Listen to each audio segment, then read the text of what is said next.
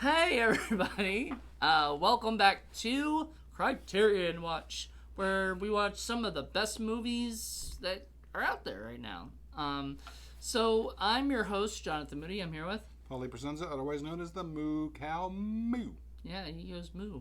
And we're gonna be talking about a movie. Okay, so yesterday, unfortunately, we went to my mom's wake, which was very nice. It was a very nice time. That's good. And I was thinking, I was trying to find something for us to watch, and I mean, I have a million, but I have like over 100 Criterion films, and a lot we haven't done. But I was in the mood for a comedy. I was looking at stuff I was like, I don't know if I'm in the mood for a drama or a, whatever. So I wanted a comedy, and I thought, what better way to watch a comedy than honor my mother at the same time and pick one of her favorite movies that's on Criterion.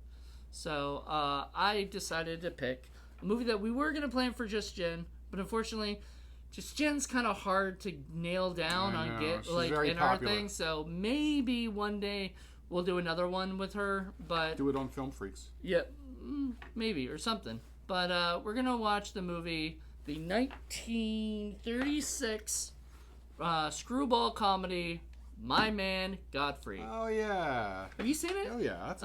I figured you might have or you might not have. Movie.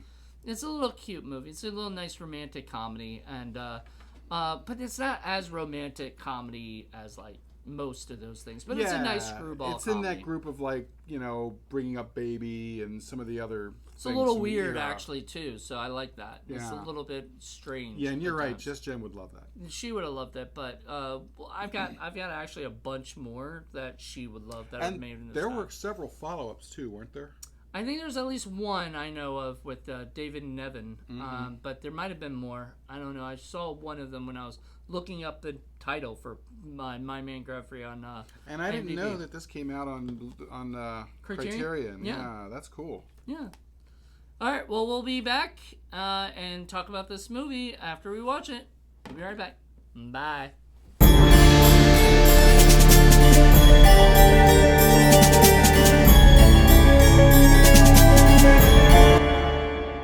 Hey everybody, and welcome back. We're here to talk about My Man Godfrey. My Man Godfrey. Wow. Thank you, Mom. Thank you for in a way kind of influencing my decision to pick a movie, because like I said, I thought of Just Jen for this, and she would have loved it. Oh yeah, she would have loved it. Maybe someday we'll just watch it for something else anyway for her, because if she hasn't already seen it, I mean, this does seem like a movie she probably would have already watched. But yeah, it is such an amazing movie. Very funny, very charming, very sweet natured. I mean, the different classes, and kind of showing off how the rich can be a little crazy with their money, and the poor, kind of look. I mean, I don't know. At first, they kind of look down at the rich or whatever. Well, it's funny because clearly the distinction is made that anybody who's rich can become poor too, because that's what happens to several of the characters. Yeah. Some because of mistakes, and others because they just wanted to try, end it all. That's where Godfrey came in, is that, he was rich, but he had a problem, he had an issue, and he was trying to do himself away. Whereas a couple of the other characters, the so-called forgotten men, were people that were rich initially, but they lost all their money through the stock market crash, etc. Yeah, I mean, this was the 30s, and there's a lot of issues with the stock market crash and stuff. But yeah, there was so back in that time period, we had this little thing called Screwball Comedies, and they were sort of created to be something in the theater that women and men could watch together and be, a little bit more happy about.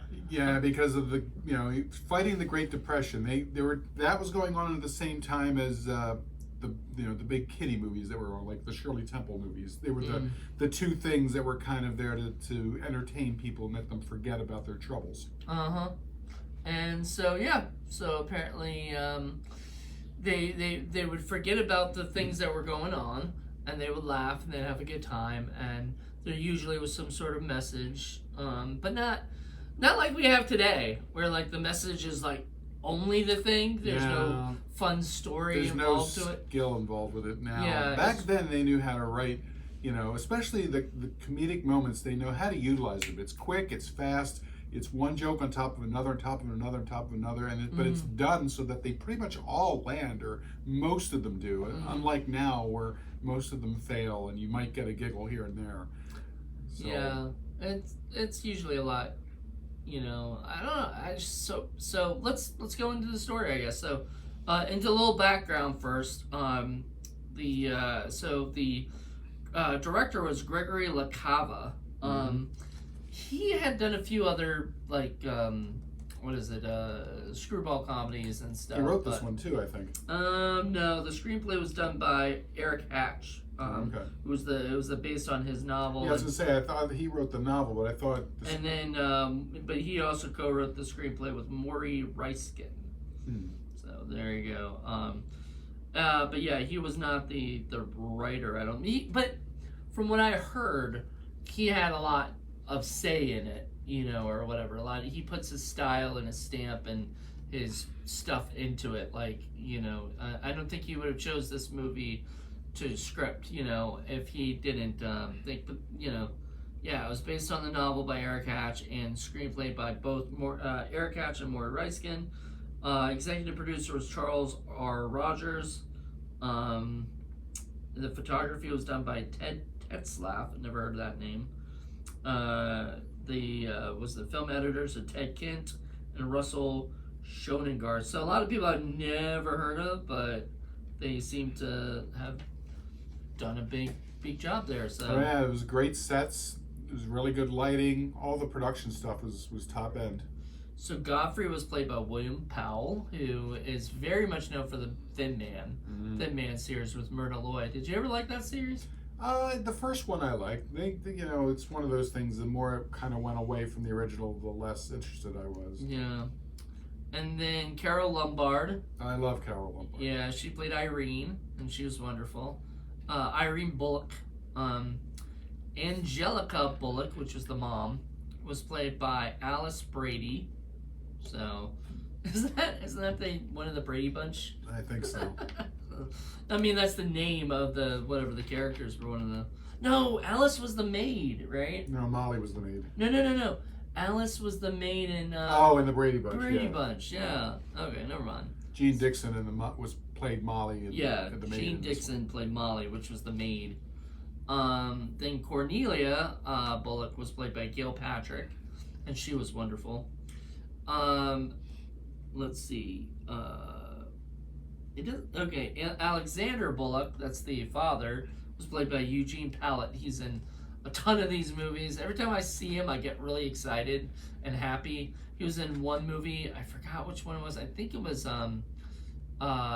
it was the Heaven Can Wait. The first Heaven Can Wait that wasn't the remake that was actually based on another movie. But he was with his wife, and they were just not talking to each other across, they were not happy with each other, so they were not talking to each other across the table, and it was so weird, such a weird. But yeah, he was wonderful in this. From the very beginning, you see him, and he's like, look at that lady with the goat. He's like, I've been looking at that lady for 20 years. That's Mrs. Bullock. Yeah, you could tell he's a long-suffering husband. But not only that, his character, his just the mannerisms and the way he says everything, just so funny. And clearly his daughters take up the one daughter takes up more after the mother, and then the other daughter, the dour one, takes up more like him. Yeah. But then, what is it? Jean Dixon, you said, played Molly, and she was the maid. And she's been in a bunch of other things too. Yeah, she was wonderful. Tommy Gray, which was Godfrey's friend, and everything. Alan Mowbray. Mowbray, yeah. Yeah, I don't know the name, but I'm sure I've seen him someplace because he looked familiar. Carlo Misha R. Is A-U-E-R, is R? I don't know. Mike is played by Matt Flaherty, and Faithful George Was he one of the who was Faithful George? He shows up earlier in the film. Which one was he? Gosh, I forget. But remember, they mention about him being faithful because he's always hanging around the family. That's right. And there's a bunch of other characters, but that's just the main cast. Yeah. So Bullock, the head of the family, has this wacky family that he has to put up with, and they're rich, but there's some of them are just spoiled rotten, and they're all kind of spoiled. They're all rotten. Spoiled rotten, even the mom. But some are less rotten than the others. Like Irene is very sweet, even though she's spoiled. Mm. And she's able to pretty much do whatever she spoiled. wants. Like, cause she would. Well, anyway, we'll get into a lot. She's got more like a heart of gold, though. And we'll get into a lot more of this. So look, once we start talking about the story, so the story is that that there's a scavenger hunt going on for the rich by high society, which is so funny. I never heard a scavenger hunt actually being explained until this, like that a treasure hunt is looking for something you want, and then a scavenger hunt is looking for something nobody wants. It's the same thing, except it's something nobody wants. Yeah, exactly. So I'm like, that's actually a really good explanation. Well, I was like, yes and no. I mean, it's something nobody from their society wants, whereas it's just commonplace stuff for the rest of us. Goats and monkeys and other horses, I guess, because they had a horse somehow. And a horse. So anyway, they are doing the scavenger hunt, and the whole idea is to find what's known as like a forgotten man, which back in those days was a was basically a homeless person, a bum. Hobo. And hobo. And they find the hoboest hobo that they can find, which was this guy Godfrey, who went by Duke, I guess. Everybody called him Duke as a nickname. And he was a he was like the most hobo looking guy, I guess. That's why they wanted to find him. Because she liked his whiskers. And so Cornelia always gets her way, and she was there first. So she went down to the city dump and finds this guy with whiskers and starts telling him, basically... Tries to buy him. I'll give you $5. What for? Right? And, for the scavenger hunt. And, he gets all mad and throws her in a big pile of ash. And she gets up and runs off with her, her boyfriend, and they, and then Irene, played by Carol Lombard, is kind of still there, and found it hilarious that her sister, who she does not like, she probably loves, but they get into fights all the time. Clearly a big rivalry. Yeah, and so she says. She was happy that that he was like one of the first people to ever, throw her in a big pile of ash or whatever. And so I've always wanted to do that. I always wanted to do that. And she seemed so sweet and sincere. And she didn't ask Godfrey to come. And she explains sort of everything, what's going on and why. Yeah. And Godfrey's curious. And you find out. I mean, like, if you watch this more than once, which I've seen this like I think 2 or 3 times. If you've seen it more than once, you sort of know now, after spoiler alert, I think we already mentioned this earlier, so whatever. But he's not an actual forgotten man. He was a member of high society.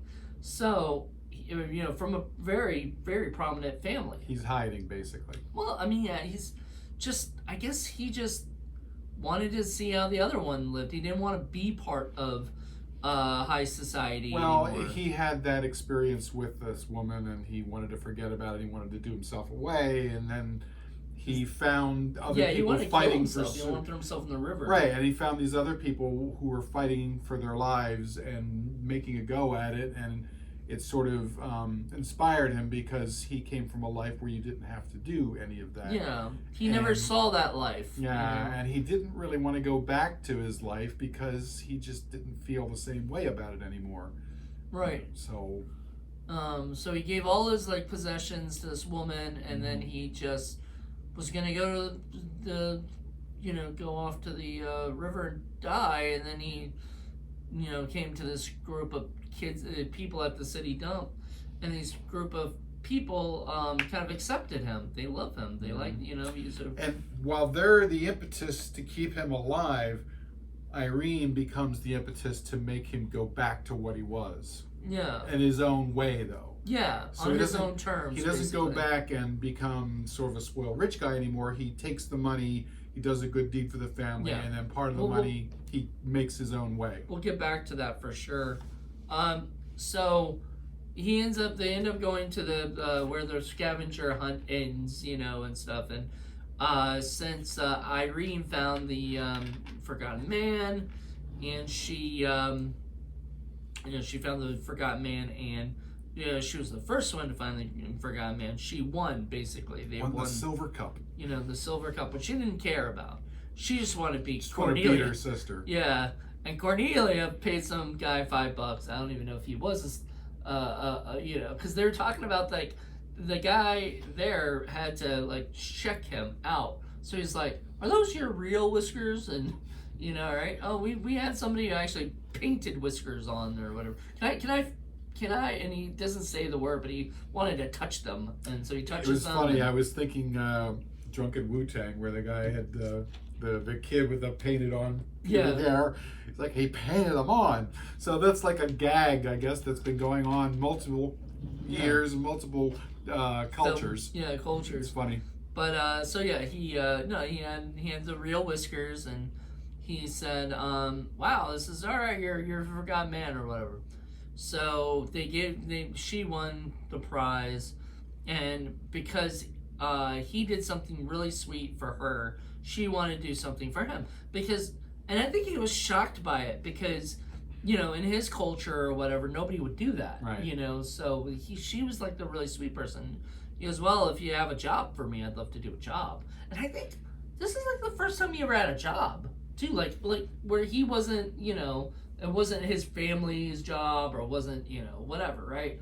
Like it was something that he was doing for himself. So he, he's really proud of that he was able to go from being in the dump to now, having a job as a butler. And being a really good butler. Yeah, he was gonna do his best to be a really good Even butler. under the weird circumstances of this strange, bizarre family. And one of them being in love with him. Mm-hmm. But she was in love with him even with his whiskers. Oh, yeah. Like, I don't know. She just loved his, she just had that chemistry. I mean, but it's an interesting departure, like I was saying earlier, how different the time is, because back then it was a big deal for the two social classes not to mix, or it was improper. And, as he was always saying, you can't come in here, you have to be with somebody your own social class. Whereas right. Today, nobody really cares about that. You can pretty much do whatever you want as long as the two people are, consent about it. Nobody's going to care. Yeah. Like, I mean, I guess some people still would. Like, rich people don't want a poor person to come into, like, a party that they're throwing. That, you know what I mean? Like, yeah, but there's more social mobility with regards to marriage and kind of doing whatever you want. I mean, heck, even you have the Prince of England abdicating his throne and saying, "Oh, I'm going to go marry this American chick because I love her." That sort of shit wouldn't happen back in the day. Nope.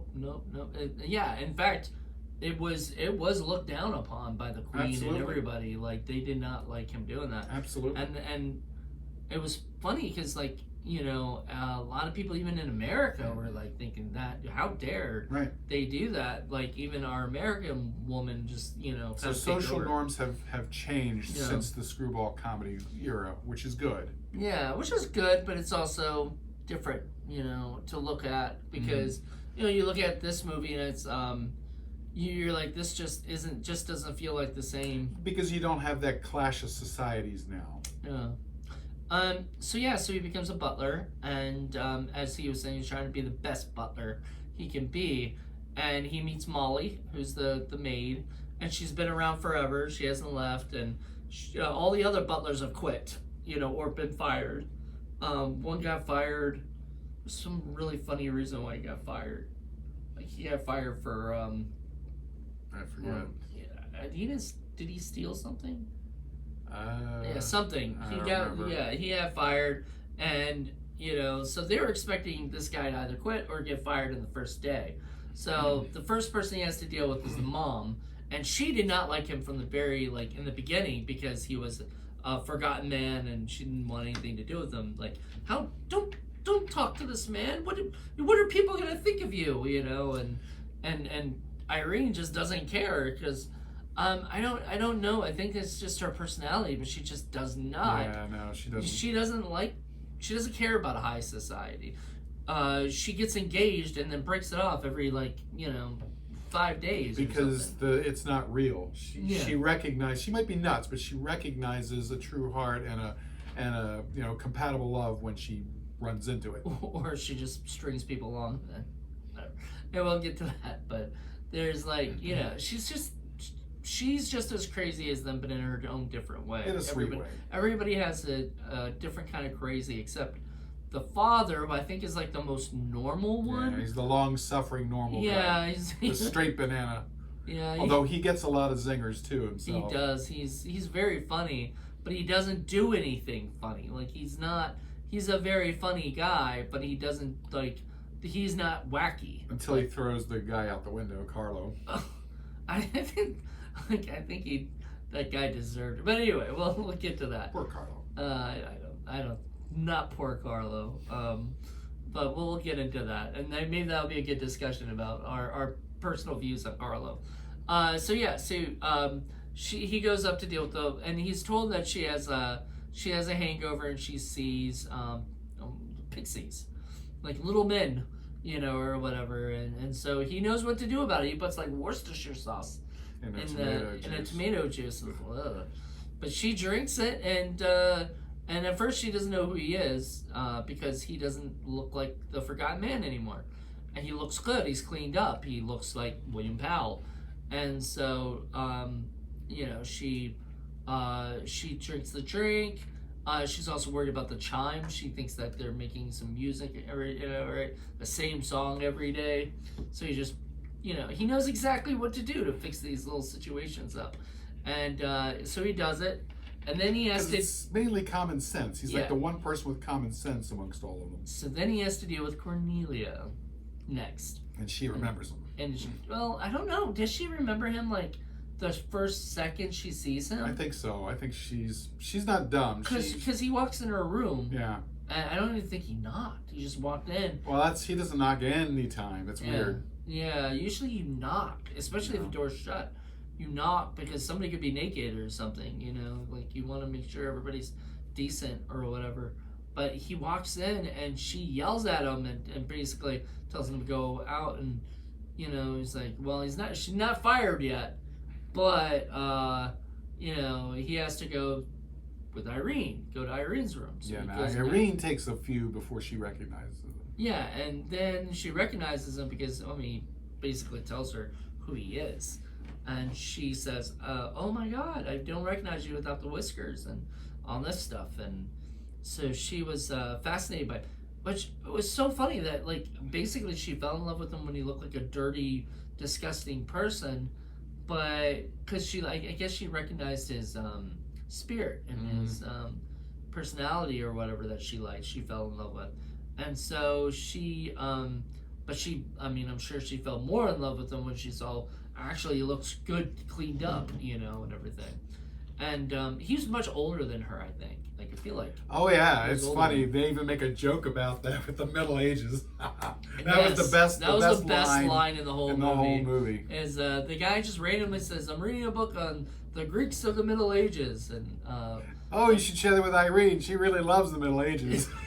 But oh man, there was a lot of I don't know. There's a lot of little zingers in there that I feel like are missing in comedies today. Yeah, people never quick-witted like that, And this is one of those movies that it's every line quick. Yep. And timing. Timing. Comedic timing is important from one of these movies. So so she.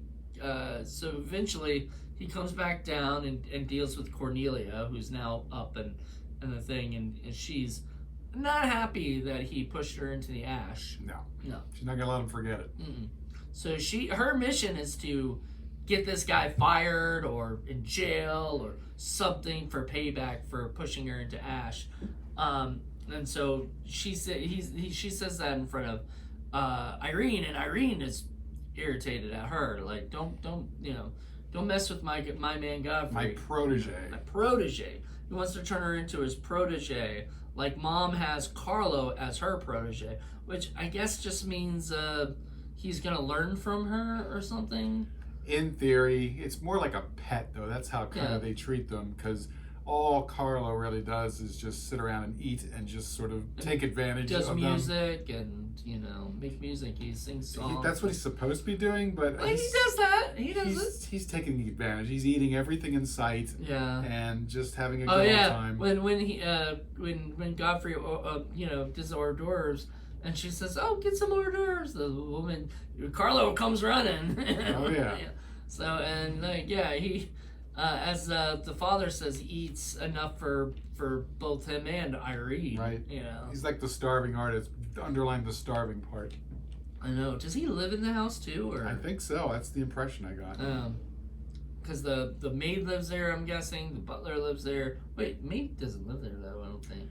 I think she probably has her room, but they just don't show it, because remember at one point she's sick and he's taken over for her. Yeah. But it's kind of like in the old days, the old Middle Ages and Renaissance, where you would have a patron, and a patron would patronize an artist, and they would pay that person to continue to create things for them, and then they would, occasionally make things specifically just for them, but you were a patron of the arts. Mm-hmm. So it's kind of like what's going on with this protege thing. Yeah. So, all right. So to keep going with this, there's this family meeting at one point. I think it was like right after, and it was all about money. There was a money issue. Like everybody was spending all this money. Also, we find out that there's a horse in the house. That the mom, I'm guessing it was the mom. Not that they show anything happening because. I know, but we don't. Who do you think brought the horse in? Irene says it wasn't her, and I don't think it was her because she's not. And it wasn't Cornelia, so it had to be the mom. She said, "I wasn't wearing my horse riding gear." I think she was drunk enough where she wasn't paying attention to that. But she brought a horse in the house. Mm-hmm. There was a horse in the house. We heard it neigh. We don't know how it got out, or how they managed to get rid of it. Yeah, we didn't see it, or we didn't hear how it got out. But we didn't need to. They'll figure a way to get out. Meanwhile, the other sister's gone and broken a bunch of windows in Fifth Avenue, and they have to pay for it and getting in trouble for it. Yep, and so the father has to pay for it. Right. Because the wife and the daughters don't pay for anything. They just use Dad's money. Right. And Dad is getting sick of it because he's paying more money to the government for his taxes and less, than he has to afford for his family and everything. The family got mad and said, why do the government get more money than we get money? And he was like, that's just what the government does. And I was like, that just is a typical, this is just a typical rich man. Like, this is the feeling. And the thing is that the money going to the taxes is more useful than going to these people who are wasting it and doing stupid shit. They're spending $5, which wasn't a lot of money back then. Using $5 to buy a Forgotten Man, just to print out a Forgotten Man for the day. Well, and then they're having these ridiculous parties and having scavenger hunts when there are people starving and don't have a job and living in shacks on the side of the river and don't even notice, or if they do notice, they don't care. And they don't care because they're, like they said, they're forgotten men. They don't care about them. It's a broken society. Yeah. So they go off and after the money situation, Irene keeps kind of flirting with Godfrey, and Godfrey keeps trying to push her away, and everything. Kisses him at one point, and then she goes into his room, and he's like, "You can't be here," because if the mom had seen that, she would have fired him, or whatever. That's just that's the class issue. The one girl who's rich can't be hanging out with a lower class butler because of reasons. Bullshit. It is bullshit, and that's why I was like, dude, if Carol Lombard kissed me, I'd be like, okay, no problem. You'd be fired over that? Yes, I'd be perfectly happy with that. Especially if she wanted to marry you. Hell yeah. Then you'd be brought into this family, and then you'd have to steal that guy's money or take that guy's money or whatever. But you'd probably get another job. Whatever. Well, the whole thing with the scheme where he uses the pearls to somehow get money and then buy back the stock, that was a little dodgy. I mean, I know they have to get it somewhere somehow, but it's okay because this is a comedy. This isn't. Well, they used this. Was that Collateral? Yeah. Okay, so whatever he used. Because pearls aren't that pricey. I don't know. Those pearls were pretty nice, but anyway, I thought that was the whole point, is that those were really rich pearls, and that's why. There's no pearl in the world that's worth that kind of money. Yeah. So she goes off and she has this big party for it was like a tea party, they said, but like it didn't look like a tea party to me. No. It looked like a big freaking. It was a big soiree. Yeah, soiree, and all these people are there, and including what's the guy's name? Tommy Gray. Tommy Gray is one of the family friends, and when Godfrey saw him, first thing he did was look, like, I don't want to. I know that guy. Because he knows him. Yeah, I don't want to. He knows exactly who he is and where he came from. Yep. So he ends up, Tommy, they end up saying, Godfrey, come over here. He's not an acrobat. Come over here and, show your, give him the hors d'oeuvres. And Cornelia notices, and she's not dumb. She's smart. She's vicious, but she's smart, so she figures it all out pretty quickly. Which is funny because, like, yeah, you're right. Like, Cornelia is very smart. And Irene's not dumb, but she's flighty. She's not the sharpest tool in the shed. She's a little flighty, a little flaky, but she's got the heart of gold. So. Right. So she's got the heart, and Cornelia's got the viciousness. So when she sees them together, and he calls him, he notices him, and he says, Godfrey Park, blah blah blah, and he's like, no, it's Smith. I'm sorry, you got me confused, and and then they realize that they had to say something, and the guy plays along with it because he knows the guy for so long. He's like, oh, he thinks it's some kind of scheme or something. And it is. And it is, but it isn't. Like, I think generally in the beginning, Godfrey wanted to be a butler because he had never, like... Yeah, he found a purpose. He finally found a purpose. Found a purpose. He wasn't planning to, like, scheme these people. It's not like he's going to rip them off or anything, or steal their pearls, or do anything like that. His plan was just to, like, have a job and have a purpose. Have a purpose. Find a way in life. Yeah, and, then be just rich. That's the thing he didn't like.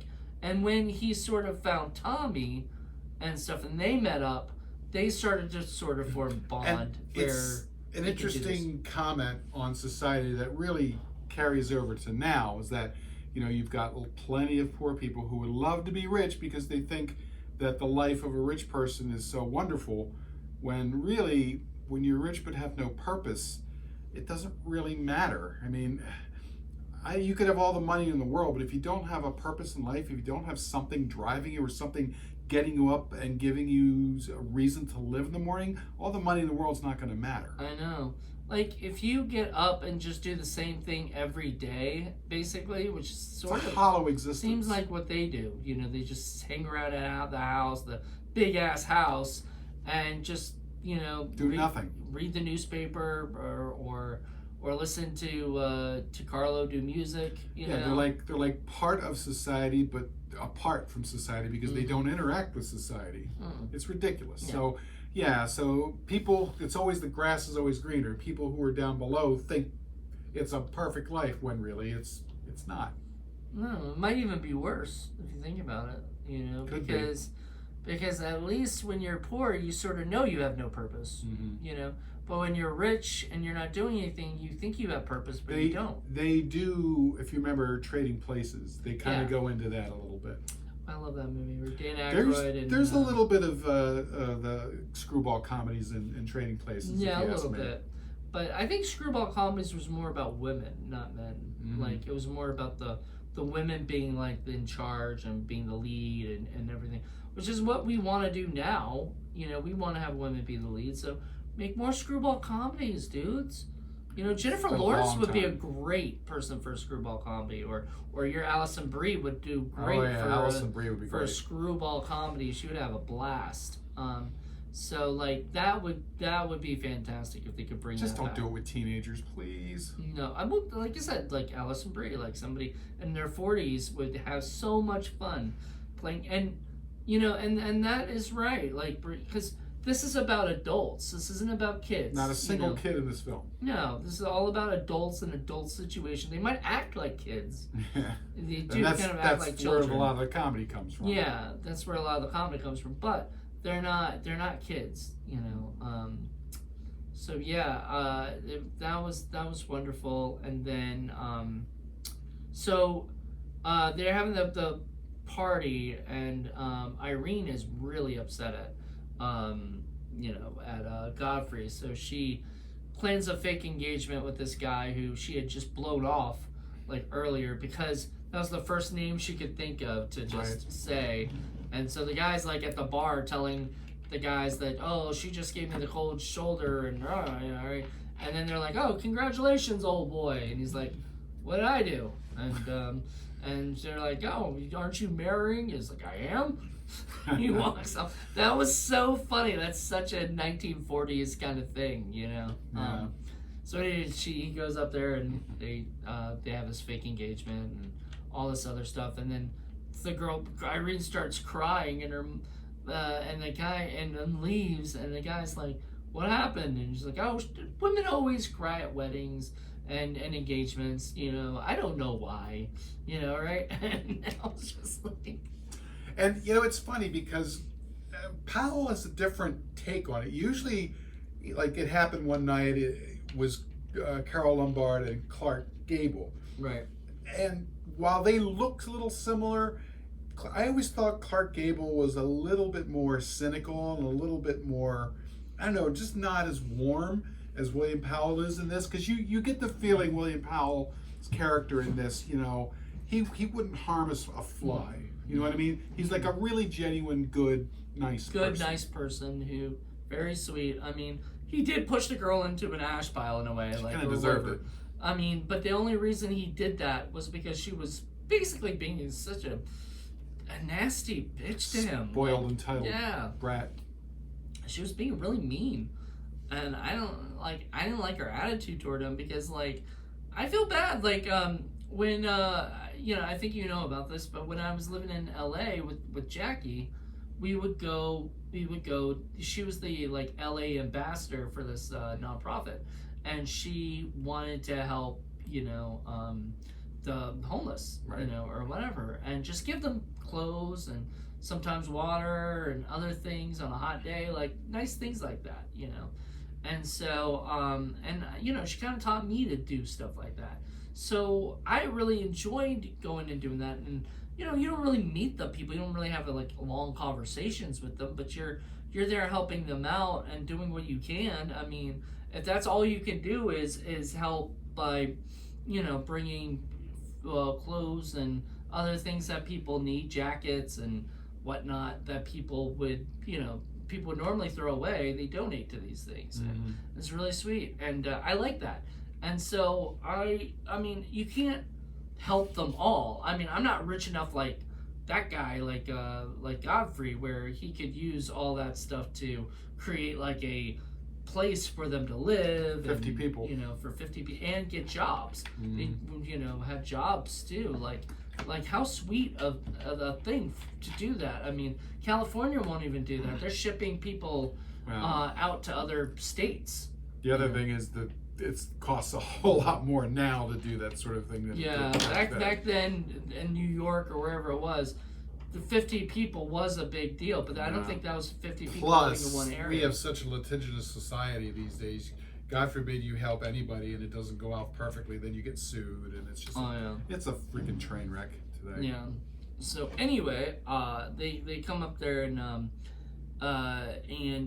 we get the conversation that we were wanting with Gray and Godfrey at a bar. Because he's off that day. He's off that day, and he wants to.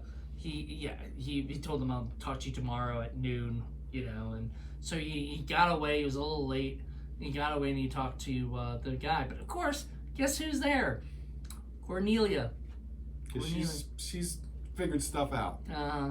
So she's there across. Well, she heard the time and she heard everything, so she knew exactly where they were gonna meet and all that stuff. And so she went there with her friend and had him distract the guy. But before then, we kind of learned that he was this guy that was living with his family and he had this girl that he liked, but she she didn't enjoy her anymore. Something, he was just not happy. Didn't work. Yeah, and so he just gave her all the money that he had, just to, I guess, get her off his back or whatever. And then he just wanted to just kill himself. But then he saw that people, we mentioned that earlier, he saw all the people and he wanted to just join that society of people. Like, he felt like those were better people than the people he was hanging around. Interestingly enough, later he becomes back to that people, and so like all that stuff. So Godfrey ends up talking to him about that, and then getting called away for the phone because Cornelia's boyfriend, I guess that's a boyfriend. Yeah, because that was Faithful George. Oh, okay, that makes sense. All right, so yeah, so Faithful George calls the guy away and stuff, and so she goes to talk to Godfrey. And she sort of knows something's up. She kind of gives like little hints that she's getting all this or whatever. Oh yeah, she even said, "Oh, I have a friend who knows the parks in Boston." Hint, hint, hint. Right, and he's like, "Oh, wouldn't want something bad to happen to them, no." Right, and so she knows, and he says something threatening to her that makes her like scared to like kind of mess with him at that moment or whatever. Kind of backs away. Forgot what he said, but makes him want to drink because he was not gonna drink. He was gonna because he thinks he said he had out of his wits about him. Right. Because they were just sneaky, like crazy people. If you're drunk, you can't handle yourself. You're not exactly helpful. So anyway. And that comes to find out is exactly right. Right. Well, sort of, because he's one step ahead. Yeah. We don't So there's a scene where she takes her pearls and hides it in his bed. Right. But we see she leaves, for whatever reason, she leaves the drawer and the door open. And that, I think, was when he said, okay, something's not right. Even when he's drunk, he manages to figure that out. Yeah, and he found... And you were like, even like, he's been drunk for a while. I think he was fake drunk at that time. Could be. Because I'll tell you why in a second. But they were so he comes into his room, looks under the bed. We don't see any of this at all. So she calls the cops because she wants to get him, I guess, thrown in jail, which right. I think that's so messed up, But he goes off to they go into the room to look for the pearls. Pearls aren't there. And then she says, check under the bed. And then he does. He goes, wow, I thought, they're not there. And she's like, oh, they have to be there. And they're like, why are you so sure they're there? It's like, well, that's what I heard, that, that the criminals hide things. I read that somewhere. Yeah. That's lame as hell. Yeah, well, they knew that too. They knew something was up. Because she was so sure that she was going to capture him too. Yeah, and so it's not there. So I think he saw the door open. He saw the stuff. He picked it up and then he took it and he used that. And then you remember his bed was like perfectly made. And then when she went and she didn't quite finish putting it all back. Yeah, so there was like she left clues. She was the worst criminal like I've ever whatever. So anyway, I think because there was a little bit of a he's like this. He has his hands up like that and everything. It's kind of like he knows, that she did that and everything, and she knows he beat her, and I think he wasn't drunk. I think at that point he was pretending to be drunk so that, whatever. But anyway, it didn't matter. So she Right, because if you really wanted him fired, you could just say he's drunk. Get rid of him. No, could you? People, you get fired for being drunk on work, while but you're working. But he's not working. No, he's not working. He was in his. That was his day off still. But remember, he does. He goes back and he starts serving them stuff. And in fact, he even drops a whole tray of shit. And he's like, "Oh, sorry, excuse me." Oh, that's right. So maybe he was. Well, I guess that family doesn't care. That family is nuts already. Yeah, that's like the least of their worries. Yeah. So anyway, we come to find out that he's using money to create this, basically for his own project. He wants to create a place for all the people to go, and we see the dump. The Gray, Tommy Gray, and him go down to the dump so that he could show off the people and show off the area that he wanted to turn into this, because he's a great real estate guy idea, because taking that area that they were already going to be filling in and everything and just turning it into like a nightclub and it already had a nice view with the bridge it had and everything. A nice view, all that stuff. So they were of the bridge. I guess that was the Brooklyn Bridge, maybe? I would think so. And so like all that stuff. So they were just so happy that he was able to do that, and he was able to do that because he noticed. I guess the father had told him about a stock market issue or whatever. Mm-hmm. And so he looked at the stocks and he found out that their stock was falling and stuff, and he had bought some stock or whatever and used the collateral of the pearls to use it. And so we come to find out later, I'm going to kind of skip toward more to the end, but he finds out later, and so later he the father comes to tell everybody that he's broke, and he says, "I'm sorry," or whatever. He's like, you guys can't do anything with me, and I'm probably going to be going to jail for the next, because he used some of his own money, tied up some of his own money, like borrowed money from places. He's screwed, and they said he's going to have the best peace in his life if he's there for 20 years. That was a funny line too. Yeah, but he, and I believe that. I believe that too. Oh yeah. He want to be around his crazy wife and kids. That's right out of Goodfellas too. When they said, "Oh, nobody goes to jail unless you want to go to jail." Yeah. So he goes off and what is it? He was like, "Oh, Godfrey should know about this because." Oh, and by the way, he kicked out Carlos because you can't have Carlos hanging around anymore, eating all the food and doing all this stuff because they don't have any money. So he kicked Carlos out the window. Can't afford a protege. Yeah, even though he does a great monkey impression. He does. Yeah, he was pretty funny, go whoop, whoop, whoop, and everything like that. So even though Irene didn't want that, but Irene was just faking at that time of being over dramatic and shit. She wasn't really acting like that. She just wanted everybody out and gone so she could be alone with Godfrey. Mm-hmm. But anyway, so they're at they're talking about that stuff, and that's when Godfrey mentions he is what is it, actually wait, he's already resigned though, right? Because he's about to quit. Mm-hmm.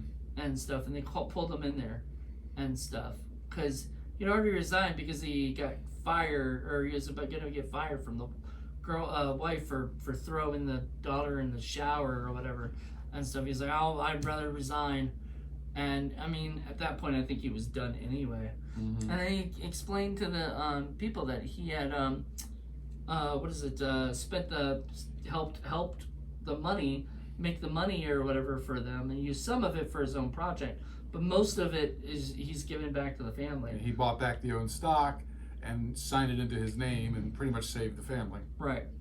And so and then that's the point where Cornelia all of a sudden is like, "You win," and she suddenly stops being a kind of a shitheel It's a little abrupt. It was a little abrupt, but like, I get that because she was so mean to him and nasty to him, and now she felt bad, you know, right? So for being that hateful towards somebody who's actually just a good person. He doesn't deserve all of this stuff, all just because he pushed her into ash. Well, that and because she thought that she was better than him because he was a bum and she was high society. Yeah, a bum shouldn't be a butler, I guess. I don't know. Which I think bums would make the best butlers if they wanted to. Well, like you said, the best pets are the strays. Right. So yeah, they say that in the movie. So anyway, he ends up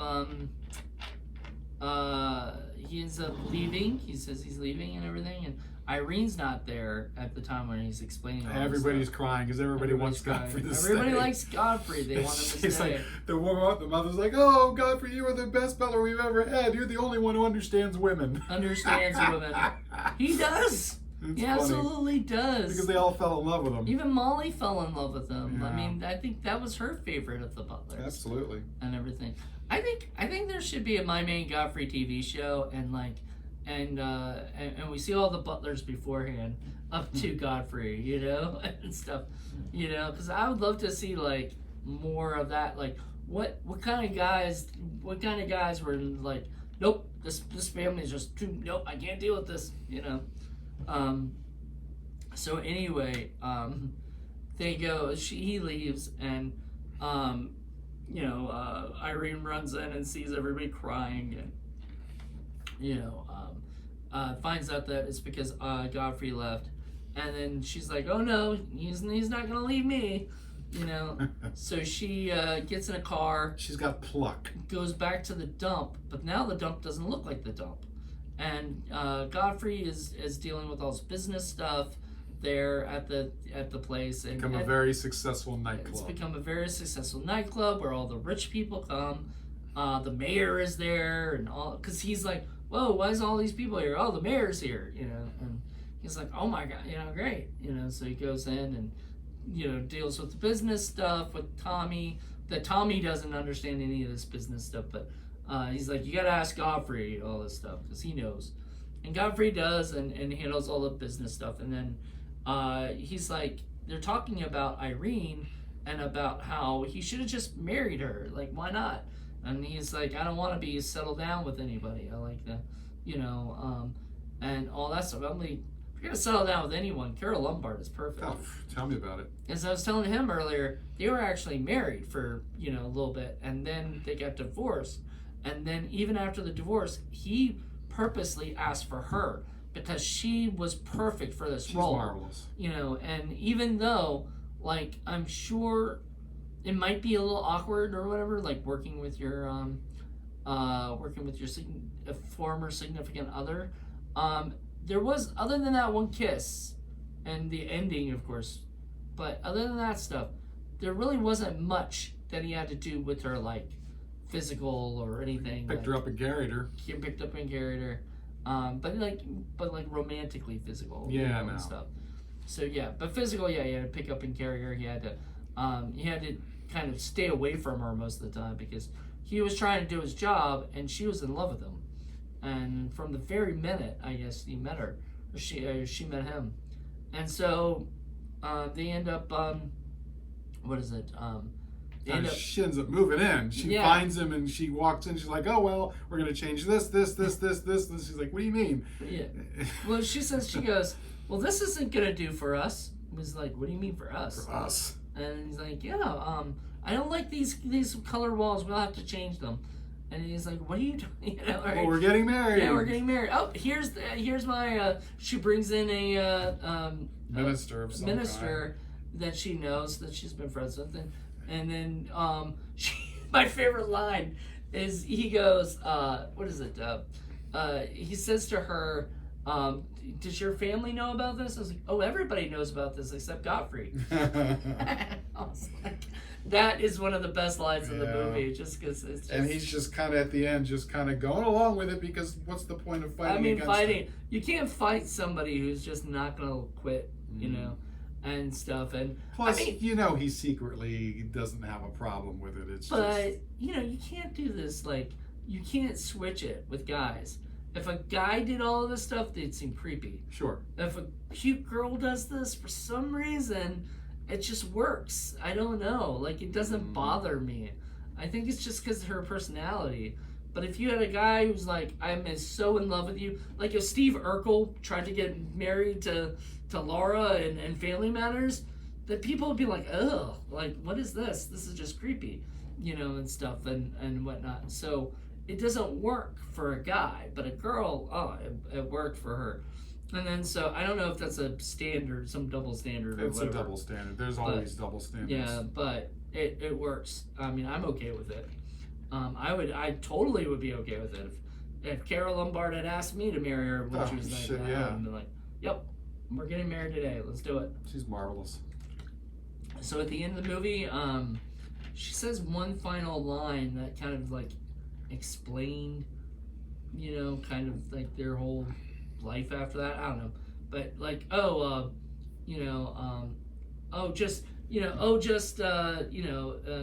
just bear with it. It's gonna be over in a few minutes. In a minute. And I laughed so hard because I was like, oh man, that's their marriage. That's the start of their marriage. As it'll be over in a minute. The life that you knew is gonna be over in a minute. Yeah, and and now it's like all that wackiness that she had with her dad is now going to go into him. That would have been an interesting if they did sequels like as much as they do now back then. That would be interesting to have a My Man Godfrey 2 where he's rich, doing his business. She's still herself, and now they have a family of like really wacky people. Well, I think that along the lines of like he's doing all these business things and she's doing crazy shit, and every time she does that, he's got to, clean up her mess. Right. He's got to still be a butler. But she's sweet and adorable, so of course you can't be mad at her because, Well, he knows to throw her in the if she faints, throw her in the fake faints. Fake faints, yeah, because he knew she was lying. And he was like, "Oh, that's you're in love with me," and what? 'Cause he threw her in the thing to wake her up, So yeah, it was just absolutely ridiculous and silly. It's a fun movie. It was fun. It's very cute. It was cute. So as we normally do, we talk about what's on the disc itself too, and it's got a new 4K digital restoration. It's not a 4K; it's a Blu-ray. Still look great. I remember I was saying I hadn't seen this since I saw it on television years ago, so it was nice seeing it like this. Yeah, with an uncompromised monaural soundtrack. New program featuring jazz and film critic Gary Giddens. New interview with critic Nick Pinkerton on director Gregory LaCava. Outtakes. There's outtakes on here. Nice. Lux Radio Theater adaptation of the film from 1938. I'm always interested to hear like the radio plays. Sometimes they have big people doing the voices. Sure. That's where Orson Welles was started. Yeah, newsreels depicting Great Depression, class divides. So there's a little history on the class stuff from the Depression.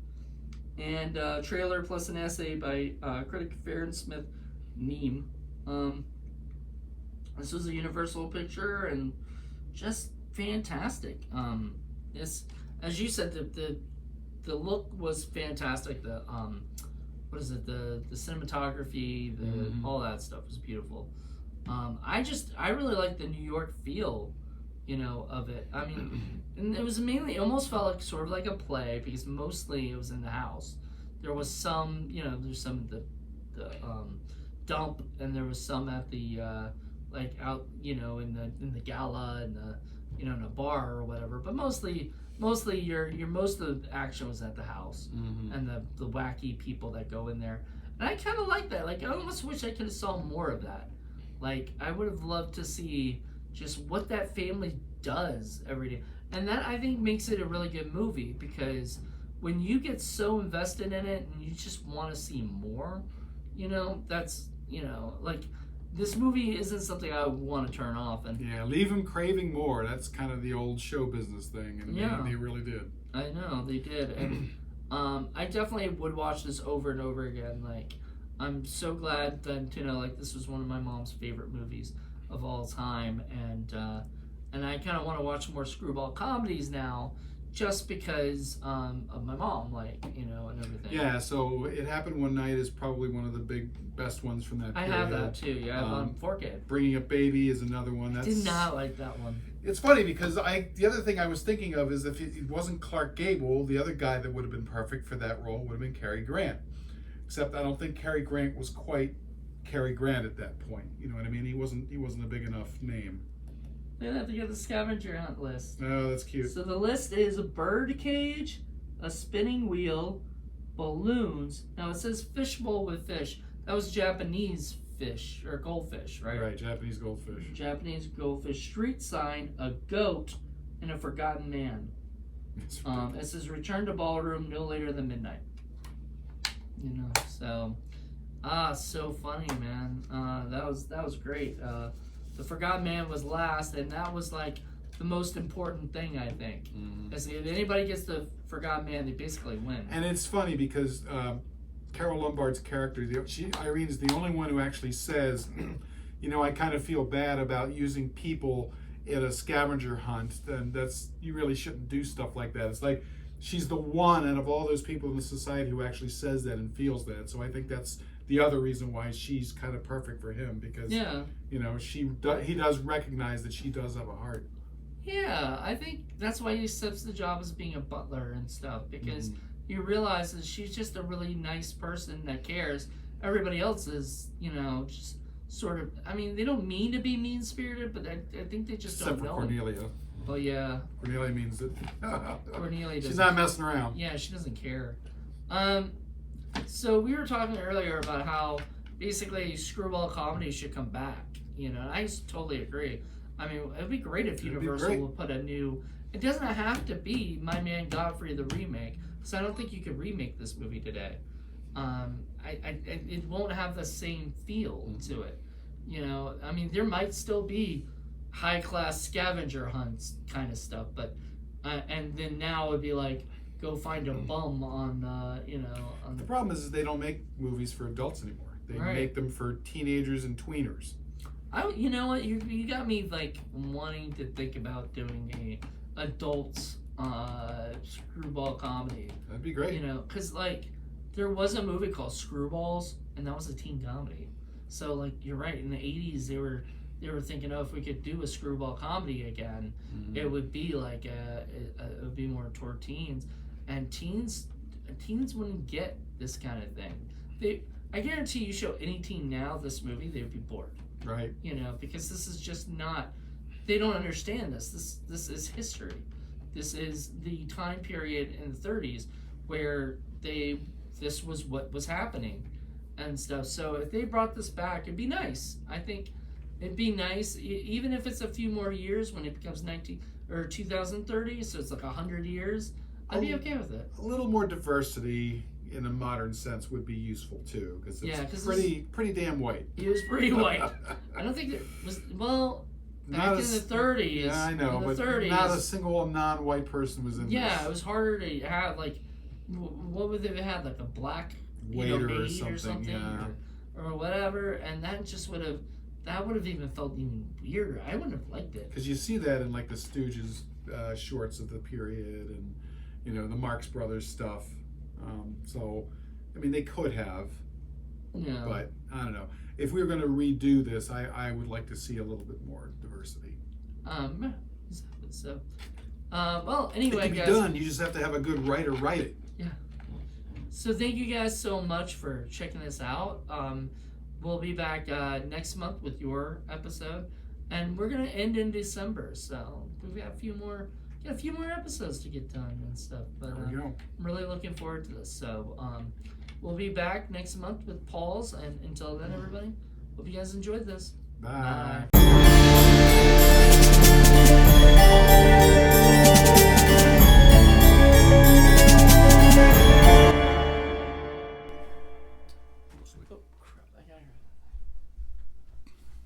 Hello. It's a little fuzzy. Is there Is anything? it? Is there anything on front of the lens? See how I'm fuzzy? That looks better. Yeah. Okay. Hello. Outtakes. You bringing the dead baby? I don't need him. I'm sorry. This is not. It's not a horror thing. Dead babies are good for comedies too. I don't know. Brothers. Sponsor us, Coke. Well, I don't have a Coke product, sadly. That looks crooked. It is crooked. Yeah.